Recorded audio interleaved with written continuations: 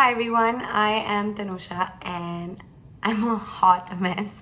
Having said that, I definitely think that I've come a long way because I used to be one of those people who depict themselves to be extremely confident, but only I knew how insecure I was on the inside.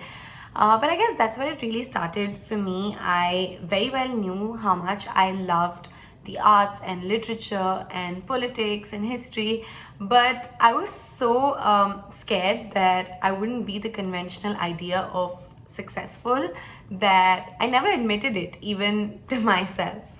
And I guess that has to do a lot with the fact that you just, grow up watching these success stories and young millionaires and just simply the whole, hustle culture and everyone just putting their best foot and the best life on social media. So that can become a little pressurizing because sometimes, more often than not, like even when you're doing well for yourself, you think you're not. To top it off, I changed my career goals like I changed clothes. One day I wanted to be a DJ, the other day I wanted to be a fashion designer, and the next day I wanted to be a filmmaker. So it really didn't help that I wasn't consistent with my goals. So I don't blame myself though. Like, how are you supposed to know at 15 what you want to do for the next 50 years of your life? And everyone, someone tried to help me, I just sort of pushed them away and I just said, I don't know what I want to do because I thought it was the convenient thing to do, not take responsibility if something were to go wrong. Mid chaos, my mom came up to me and she said, "You're going to high school, since you don't know what you want to do, why don't you take up science? You'll have more options that way." I love my mom. I know she was coming from a good place, but that was the worst decision I have ever made. I chose having more options over something I was passionate about. And I think that's on me because I did not believe in myself, or I did not believe that I knew what was right for me. So when I went ahead and I took up science in high school, I already knew how much I resented it. I used to find every excuse to skip class.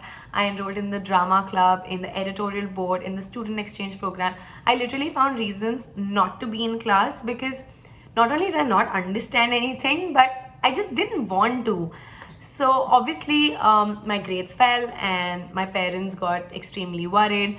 I was being the eldest child, I was the test subject, the child who's expected to do really well in boards. And after that, even your parents start understanding that, listen, it's really not that big of a deal.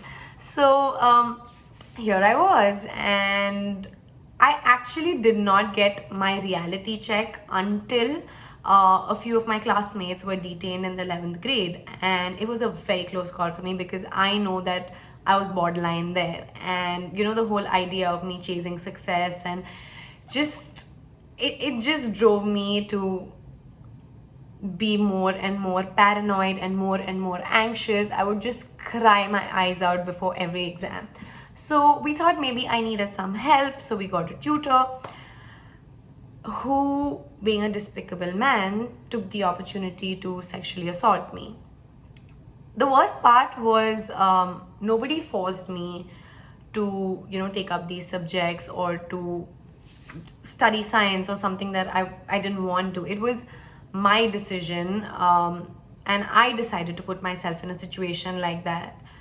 After the incident with my tutor, I remember I just went into the shower. Like, I showered 3 times that day and I was just crying, and I just kept blaming myself for not taking a stand. I kept thinking of these situations that had I taken something I genuinely loved, I probably wouldn't need his help. None of this would happen to me. And I'm not a spiritual person, but all of this just, it felt like a sign from the universe. And then came another sign. I don't know if you guys remember, but there's this show called One Tree Hill where Sophia Bush plays a character called Brooke Davis. And I genuinely really resonated with her because she had an extreme character development. She went from being a very lost girl to, a boss lady. And she said this one thing, that once you lose yourself, you have two choices. You either find the person you used to be or lose that person completely. that was it. That was all I needed to hear.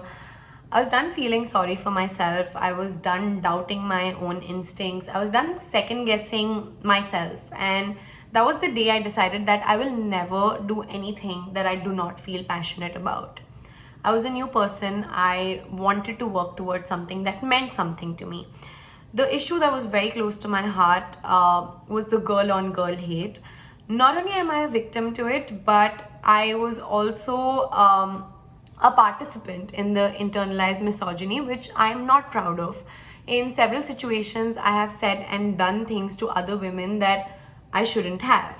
And yeah, I really wanted to act on that situation and do something about it. I genuinely enjoyed, dressing up and putting clothes together and creating a look. And every now and then, if my friends ask me, "Hey, what do you think I should wear?" I would feel so honored to give them advice. So I just thought that was my calling. I started my blog. I started, this portal where people could just send me inquiries anonymously. Some of them would send me pictures and ask me, what do I, pair this with? Or I have this event, what do I wear?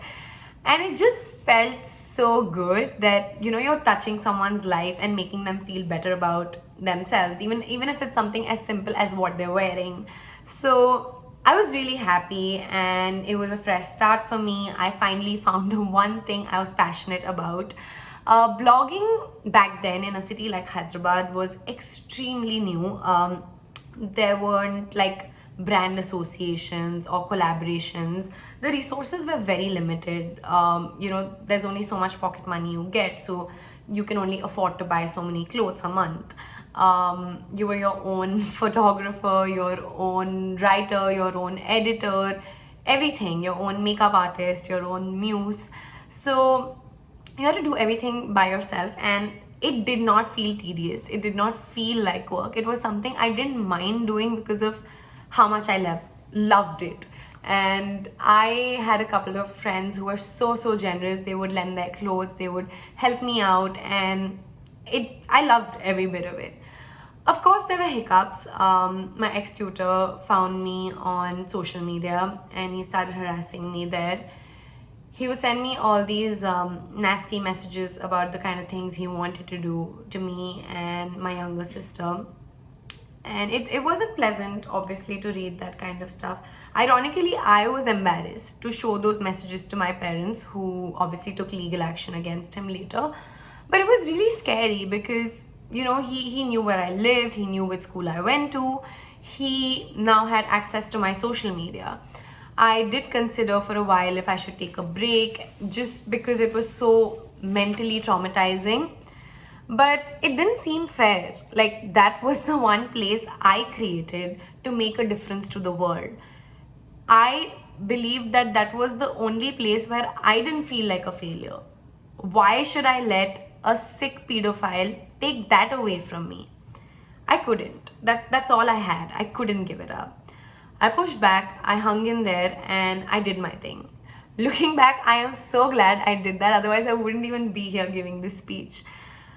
I suddenly felt really powerful. I know it was a baby step, but I just feel like that step turned my life around. Like, it just made me feel so confident, like I had all the control in my life. I remember when I was a teenager, I was like 13, and I told my uncle, I hate asking my parents for permission every time I need to do something. I really want to be independent.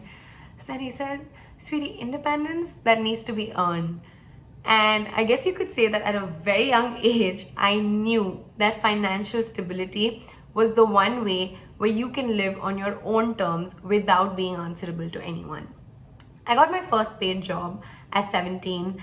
I said yes to literally every opportunity that came my way, but inclined towards my passion and stuff that I really enjoyed doing. I didn't know where I was going career-wise, so to say, but it didn't matter. I was happy, I was enjoying it, and that's all, mattered. The idea of taking a moment to step back and reassess and just do what's best for you is something that doesn't just apply to your career or your professional life. You can apply it in literally any situation. It could be your physical or your mental health. It could be your lifestyle choices. It could be relationships.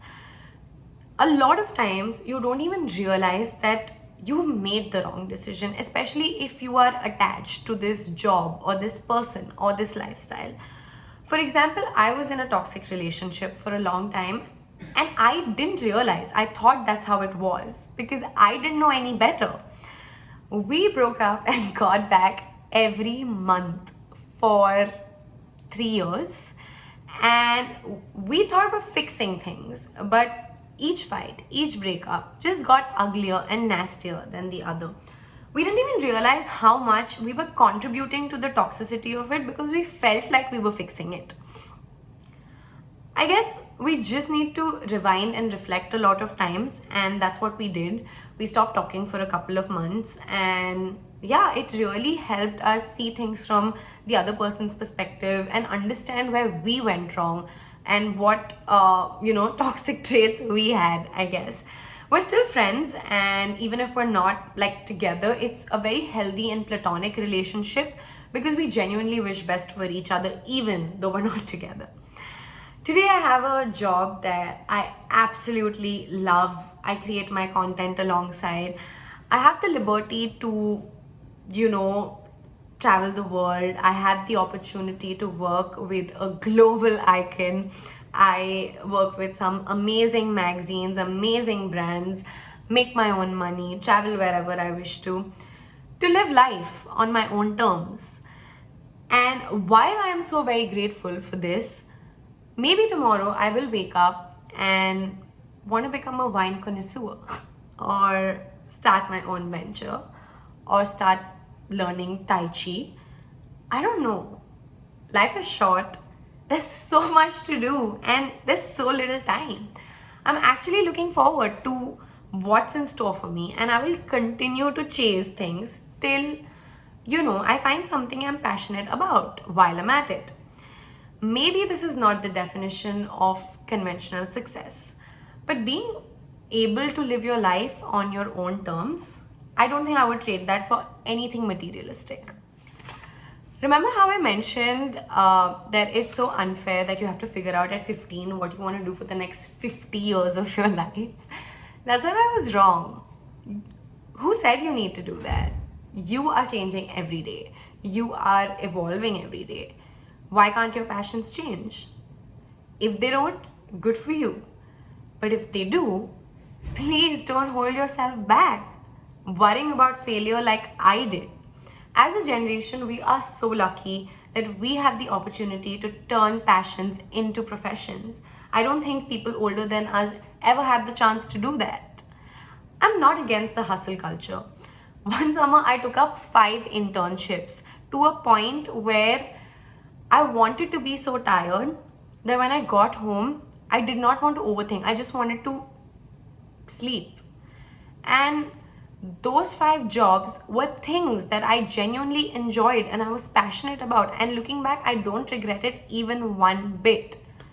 I guess what I'm trying to say is the hustle is only fun if you love the song that you're dancing to. Thank you for coming to my TED Talk.